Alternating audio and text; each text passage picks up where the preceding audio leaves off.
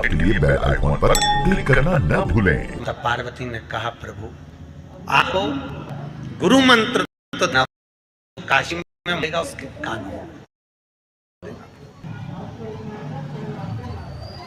शंकर भगवान मना कर दिए, पार्वती जिद पे अड़ी रही, नहीं माने।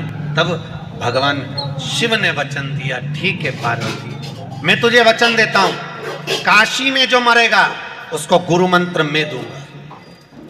पार्वती भी चतुर थी। पार्वती ने मन में सोचा कि आप गुरु मंत्र दोगे वो ठीक है, पर मुझे कैसे मालूम पड़ेगा कि आपने गुरु मंत्र दिया?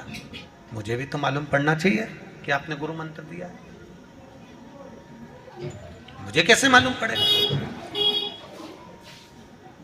भगवान भोलेनाथ हंसकर बोले, अब तू बता कि तू क्या चाहती है। पार्वती जी बोली, महाराज एक बात सुनो, आप गुरु मंत्र तो देना, मना नहीं है, पर मरने वाले व्यक्ति के सीधे कान में गुरु मंत्र देना और मंत्र को देकर कान को मोड़ देना। जब कान को मोड़ दोगे तब मुझे मालूम पड़ जाएगा कि आपने गुरु मंत्र दे दिया। महाराज तब मुझे लगेगा कि आपने गुरु मंत्र प्रदान कर दिया, आपने गुरु मंत्र दे दिया, आप गुरु मंत्र दे दिए।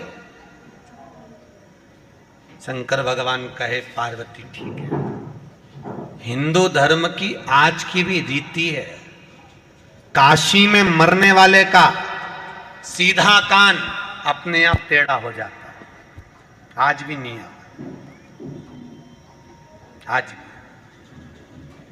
अगर किसी के काशी में अगर प्राण छूटे हैं तो उसका सीधा कान अपने आप टेढ़ा हो जाएगा।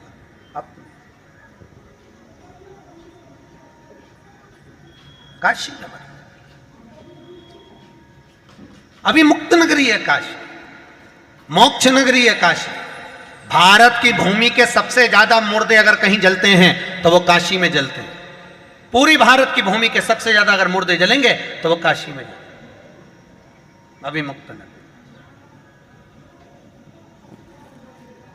पहले हमको भी विश्वास नहीं हुआ था क्या काशी में मरने वाले का सीधा कान टेढ़ा हो जाता है, पर जब काशी में महेश्वरी भवन में बिदर कर्नाटक की महिला मंडल, वाशवी महिला मंडल ने कथा करवाई, थोड़ा रिटर्न बढ़ाइए भैया, रिटर्न बढ़ाइए।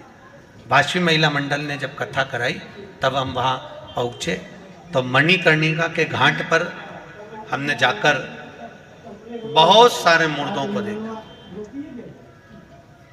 तो हमने उनसे कहा, भैया हमको यहाँ पर इनका मुख देखना है, मुख देखना है। हाँ, तो आपके कोई रिश्तेदार है क्या? अब हमने सोचा व्यक्ति मर तो गया है तो रिश्तेदारी के ऊपर जाके तो सब एक संबंधी। हमने कहा हाँ भैया हमारे रिश्तेदार है। रिश्तेदार है? हाँ चले। और एक का मुंह देखा तो उसके तो कान सीधे थे, दूसरे का मुख देखा उसका भी कान सीधा था। हमने सोचा इसमें शिव महापुराण में लिखा है कि काशी में मरने वाले का सीधा कान टेढ़ा हो जाता है, तो यहां तो कान सीधे। और आगे गए, तीसरे नंबर के मुर्दे का जब देखा तो उसका कान टेढ़ा था। तो हमने सोचा हो सकता जन्म से टेढ़ा हो। हम और आगे गए, अब उसका कान भी सीधा। और आगे गए तो उसका कान टेढ़ा, फिर और आगे गए तो उसका कान भी टेढ़ा। तब हमने सोचा अब जरा पूछे कि मुर्दा कहाँ का है। जिसके कान सीधे थे उससे पूछा, भैया ये कहाँ का मुर्दा है? तो क्या ये काशी से 40 किलोमीटर दूर का। ये कहाँ का है? तो क्या काशी से 42 किलोमीटर दूर का। जिसके कान टेढ़े थे उसका पूछा, ये कहाँ का है? तो क्या काशी की ये वाली कॉलोनी का। जिसके कान टेढ़े थे उसका पूछा, ये तो क्या काशी के पास का, ये काशी से।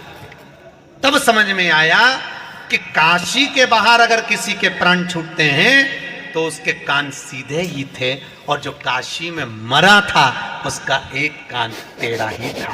अर्थात भगवान शंकर ने गुरु मंत्र देकर उसके कान को टेढ़ा कर दिया था। अब बताओ दुनिया में ऐसा कौन सा देवता होगा जो पृथ्वी पर मरने वाले व्यक्ति को भी गुरु मंत्र देकर भेज देता होगा? कौन देव?